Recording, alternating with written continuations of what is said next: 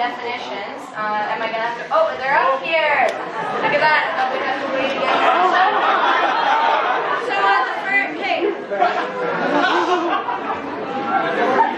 Alright, I get it. Like some of you are 3rd, 4th, 5th years. You know these definitions already, but I think there's some first years in the audience here. We need to be respectful that not everyone knows the material as well as the rest of us. Okay? The first definition is acid badge. So this is when you have a UTI while you have your period. Vom shitting. This is when you vomit so hard you shit. A uterine tantrum, so just like really bad menstrual cramps. And losing your virginity. So this is just the first time that someone becomes like just fully aware of their vagina and the surrounding areas. Yeah. So I'm single right now.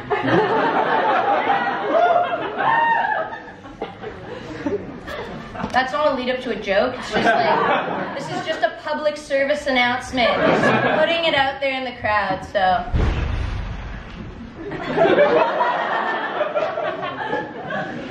Yeah, okay. But yeah, I am single right now, and I'm in fact the only person at family dinners who's single right now. Yeah, so like I'm a little bit upset about like how little it sucks. Cause like, you know, in like every rom-com you ever see, you know, you have like the single daughter and she's just constantly being like annihilated by her like mother. She's be publicly ridiculed, like to the point where she has to get like wasted at every family event and like make a huge scene and then storm off crying, right? But like no one in my family even gives a fuck enough to mention my single status.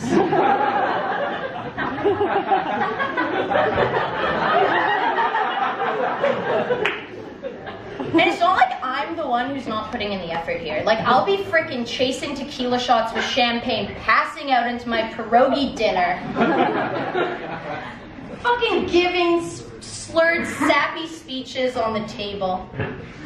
And my own fucking mother won't even look at me and scream that I'm worthless and unlovable.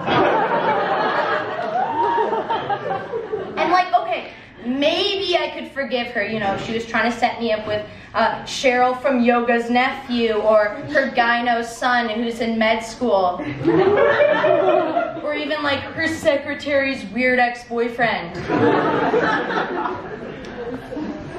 But she can't even do that. It's like, it's almost as if she has some kind of fucked up notion that I can lead a fulfilling life on my own.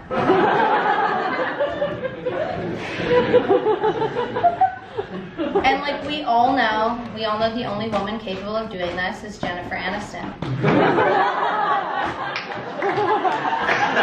Yep. And like, look, like women just aren't like women aren't like biologically, like biologically, like I'm not being sexist, just like biologically,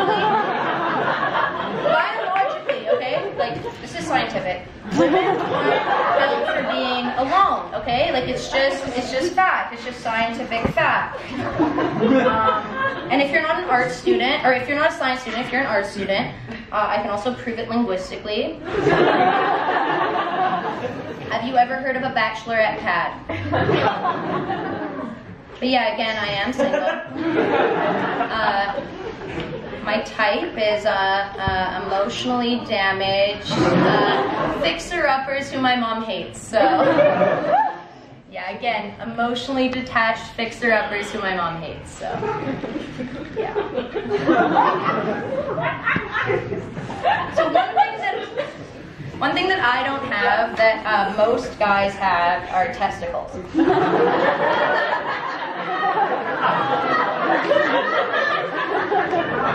Yeah, but like, guys love to talk about how much it fucking hurts to get kicked in the nuts, right? But I'm sitting here thinking, like, have you ever been kicked in the vagina while you have acid vag? And your fucking crotch is burning like it's a goddamn Salem witch?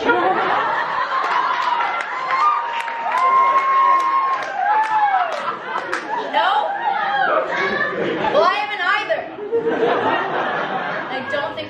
fucking common thing. So yeah, maybe I'm a little bit competitive about pain. But like, in all fairness, I come by it naturally, okay? My dad is fucking weirdly competitive about pain. And he always has been. To the point where like, I'd be like 5 or 6 years old, and I'd be like lying bedridden with like translucent skin, because the only way I can or get paler is by losing opacity. And I'd just be like, vom shitting everywhere. Like I'm talking bathroom, fucking bed, floor, wall, ceiling, just everywhere.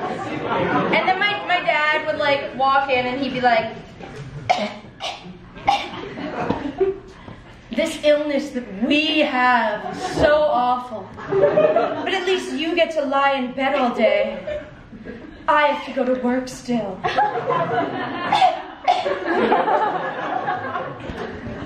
So yeah, I got a little bit defensive about my pain. That's what happens when you don't validate your children's feelings. So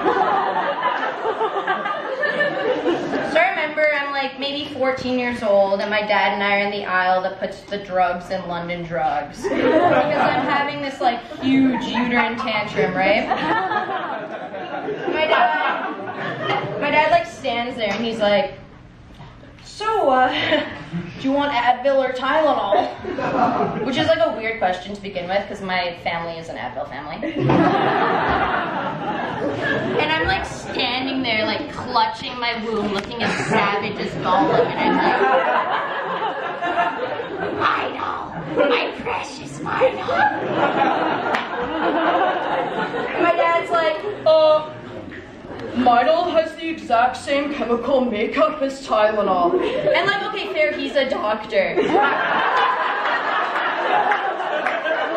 I'm like, my precious! And he's like, oh, Mino is just more expensive and marketed towards women. Whatever. And he grabs the fucking, like, 2 bottles off the shelf and he tries to show them to me to prove that they're the same. And I'm just standing there and I'm like...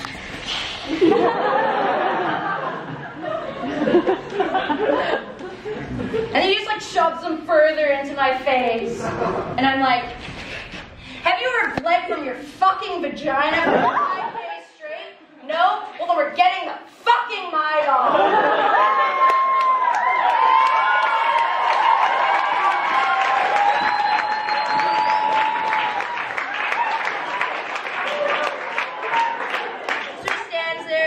Holding 2 bottles, he like just quietly puts the Tylenol back on the shelf. And then we see this like man like come and he like pokes his head around like another aisle and he's just like staring at my dad and his eyes are just like sad and just like filled with like this weird like detached longing. And he's like, you have no fucking idea how lucky you are that your daughter will talk to you about this stuff.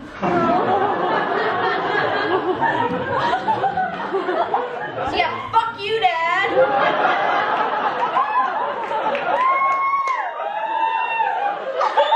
No, my dad's a great guy. Love him to death, great guy. 10 out of 10 would recommend hanging out with him. But yeah, puberty is weird. It's a good transition. When I was in like grade 8, my best friend was really into Glee. I wasn't, but like, you know, I like to humor her. The 2 of us went to see Glee live in LA because when you're a private school asshole, that's a pretty standard birthday gift. So yeah, we're there and you know, like I'm faking it, like I'm pretending to have fun, I'm faking it to make her happy. Something that guys I've dated wish I would do for them.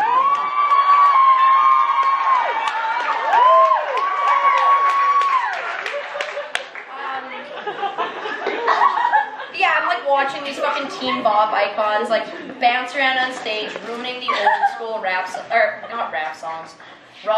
that I grew up on. And yeah, I'm just standing there. But then like Puck, remember? Anyone remember? Yeah. Puck, the bad boy whose like hair looked like a vaginal landing strip. Onto the stage. And That's how I lost my virginity. So I spent the rest of the concert like this.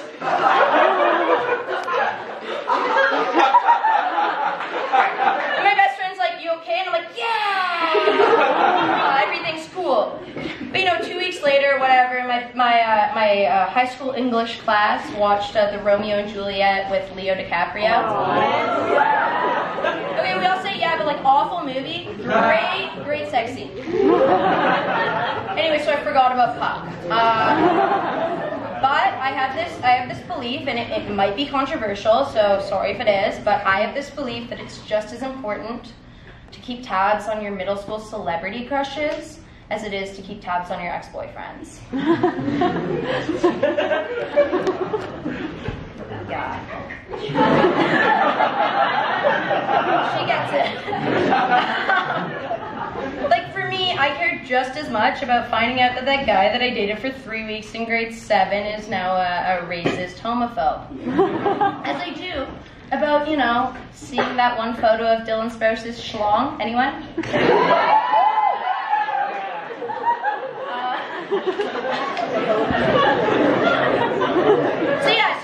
So I schedule every let's say once every 6 months I schedule a nice hot section of my time into my calendar, and I sit down, I crack open a cold one for me, and I consult with my friends Google and Facebook, and I just check in on everyone. See, a few months ago, I was having this spiritual ritual of mine, and I found out that Puck has been charged with the possession of child pornography.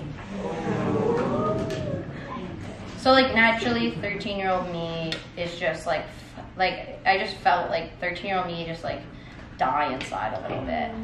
And just, all of those, pubescent hormones and emotions are just bursting to the surface, because it turns out I did have a chance.